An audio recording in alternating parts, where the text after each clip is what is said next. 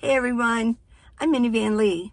Now, yesterday was part one of what was the deciding factors of me wanting to live in a minivan full time. I mean, that is a little unusual. Even 7 years ago, a lot of people were doing it, but not as many as now.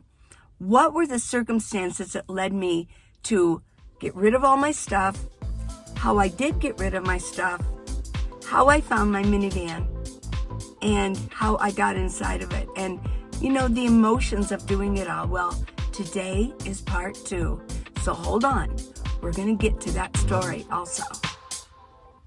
I'm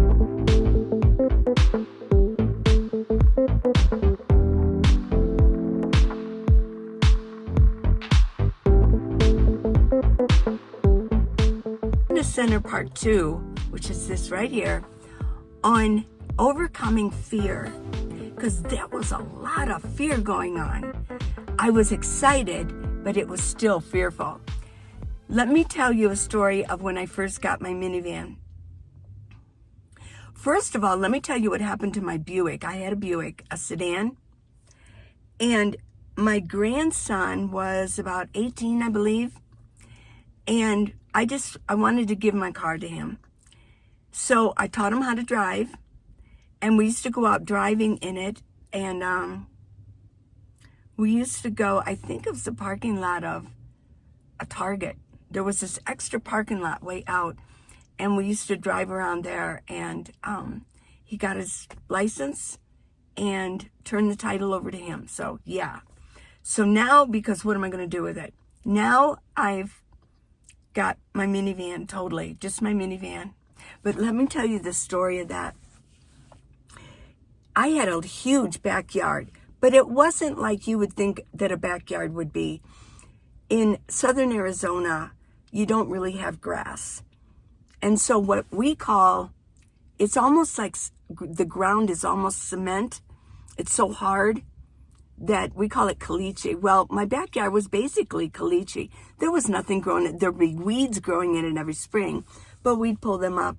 And I actually parked in my backyard. We would have barbecues out there, put a badminton set out there, things like that. But for the most part, I used it as my driveway. Well, I parked my minivan right up to my back door. I was ready, willing, and able to start sleeping in my minivan. I wanted to test it out. So I took out some pillows and some blankets. And then I went out. I didn't have window coverings. I went out there, and I would go out after dark, and I would sleep out there.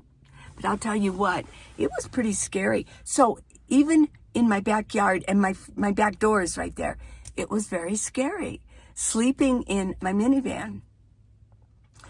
If I heard any little noise, my eyes would open. I don't think I slept very well, but I was afraid. It was fun, it was exciting, but still I was aware, like, oh my gosh, I'm outside. It's like I'm camping outside in my backyard. Well, I will also mention that in my neighborhood, we had coyotes. They roamed easily all around. And we also had javelina, which can be a little scary. So if I'd hear something, I'd look out. I didn't see anything, but it was still pretty cool.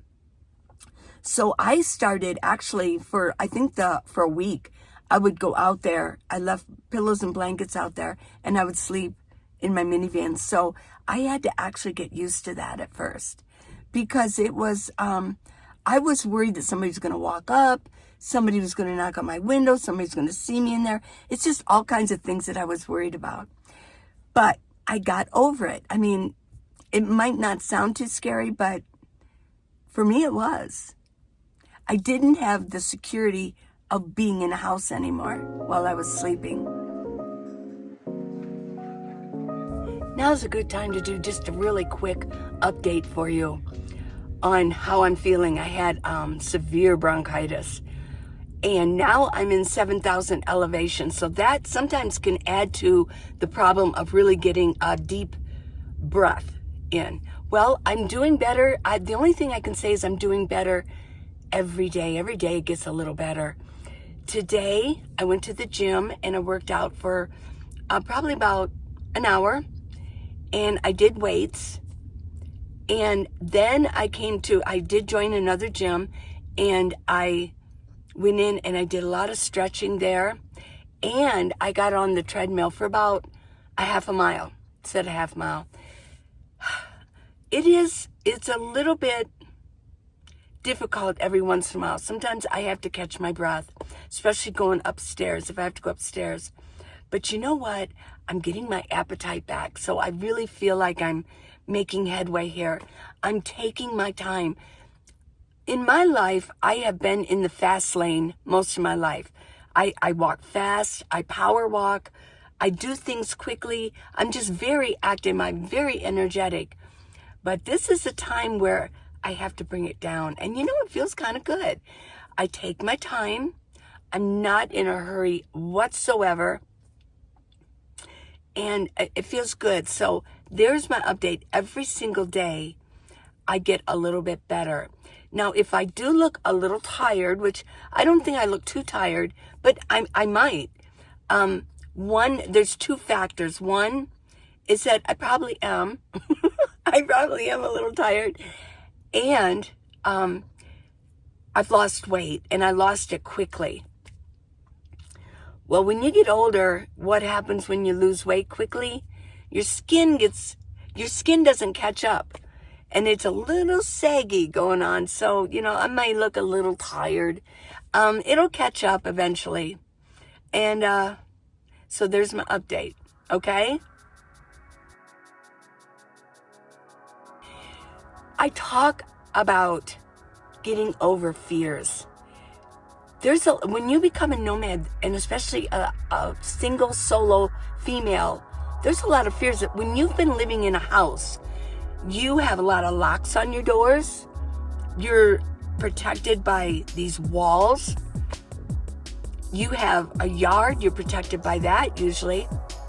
So living inside your vehicle is a little different. Well, I lived in Tucson for the first 3 months after moving into my minivan. What I did was I parked overnight. I parked at a Planet Fitness. This was before COVID. And they were open 24/7. They did not shut down. After COVID, they stopped opening the 24/7. They would sometimes close at 7, some of them 10. A lot of the Planet Fitnesses, what they still do is like on the weekends. They close at 10. And then on weekdays, they're 24/7. Well, I parked at a Planet Fitness, and I did not have a fan at first inside my minivan, and it was still warm. We're dealing with October. It's still pretty warm. I wasn't expecting, this was my first time out here. I didn't know that my van was going to contain heat so bad. I didn't know that yet. That's why y'all have the advantage of me showing you this is what it's like living in a minivan. Your temperature will go up 10 to 15 degrees higher. So if it's 100 degrees outside, you're going to be about 90 in your van. Well, at night, I didn't want to leave my windows open. I mean, I was scared to sleep in my backyard. So you can imagine I didn't want my windows to be cracked at all. So, and I didn't have a fan. What I did was every night, I would go into Planet Fitness and take a long, cold shower. I still had wet hair, and I would come back out, and I would lay down and go to sleep, but it was still suffocating. I eventually realized I had to have a fan. I didn't even think to look on Amazon.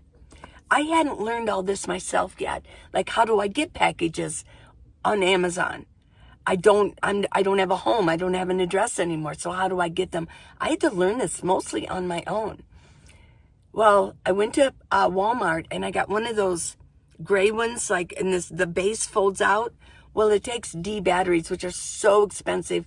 It doesn't really run the motor very well. It was okay. Very sketchy. There were nights I was so hot. I did have a spray bottle. I did get this one at the time. I got this at Home Depot. And it says 5-year guarantee. Well, it's been 7 years. and I would spray myself down, but then it almost felt like I was sleeping in a swamp because there wasn't much air flowing through. So that was that experience. What I would do is then I would wake up at Planet Fitness. I would go in early because I was so happy to get out of bed. Excuse me. And I would go in and work out a little bit. Then I would come back. I would go and do I had business going, and I had different clients on different days, and I would go there in the morning, and then in the afternoon I had it all to myself. Now, I still was learning about Tucson at the time, and I was having so much fun driving. This was like a whole new thing for me. As you can tell now, if you've been watching me for a while, and driving isn't now that exciting anymore. I think I just burnt myself out. I was driving everywhere. I wanted to go way up on the northeast side, way over here, way over there. It was like I was discovering Tucson because I had the time and I had my home with me. It was so much fun to drive with my home right here, always with me. So I was driving a lot. I felt like almost I owned the road. This is my home. My home was the road. It was so cool. Well, within 3 months, it was time to leave. Here's the kicker. That year, when it finally cooled off, was the day I left. I swear, it worked out that way. It was the day I left for Ohio. That was it. I was going to leave. Now, let me tell you this before I tell you the next. I had to get over fears. I had so much in my van. I had way too much. I had too much stuff in here, which is one of the most common mistakes that every new nomad makes. I did have some extra things inside of my van because I was going to take all my artwork. They weren't in frames anymore, but it was still a pretty big package. Paintings that I had to wrap.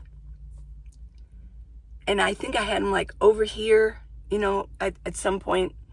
And I had way too much stuff the day before I left. No, the day I was going to leave. I said, this is just too much. I knew instinctively, I got too much stuff in here. I don't need half this stuff. And I remember going to the park, the main park, and I was under Ramada, and I was just carrying things over. I left them on the table. I figured somebody homeless could come and get them. I mean, all kinds of stuff maybe they wouldn't even want to use, but I left it there. I figure the park people will probably throw it away if they don't want it, but it was decent stuff. And no, it didn't cost the park people any more money. I was a citizen at the time, so I was paying my taxes. For any of you that say you're using park facilities, okay, enough of that. I was paying my taxes, okay. Well, so I waited a whole nother day. The next day, I really did take off. It was so exciting. So I took off. Yeah, it was fun.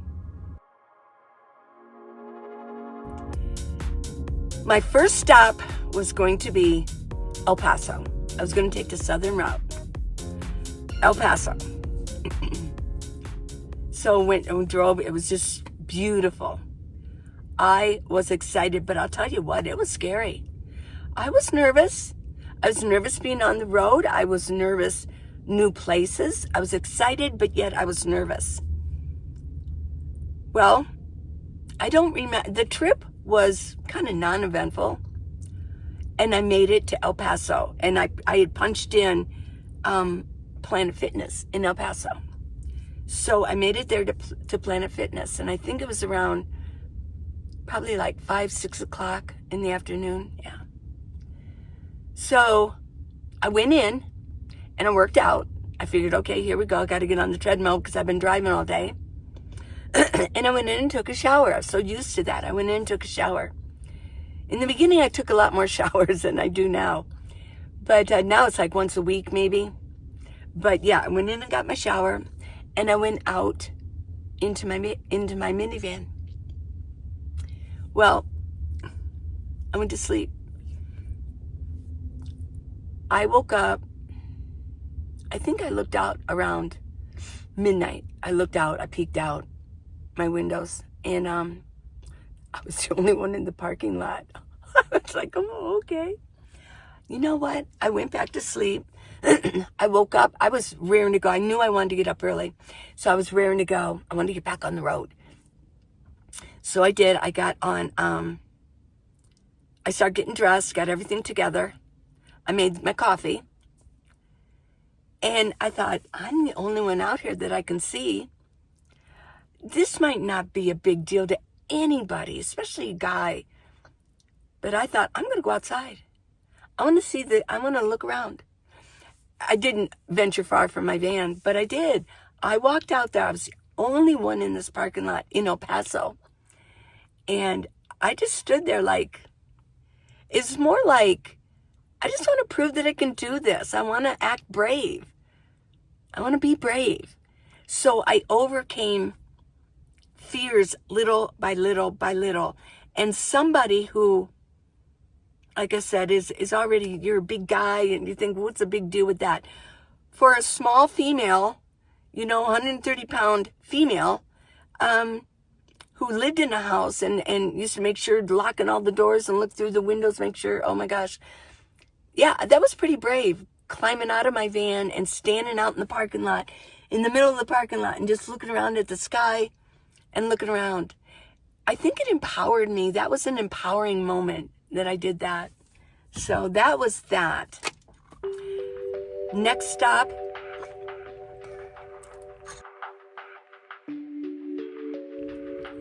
Okay, this might run long, but I got to tell you this story. Next stop, Dallas, okay? Because Texas is big, okay? It took a long time. I wanted to get up and go through Dallas. Well, I heard there was a lot of construction going on.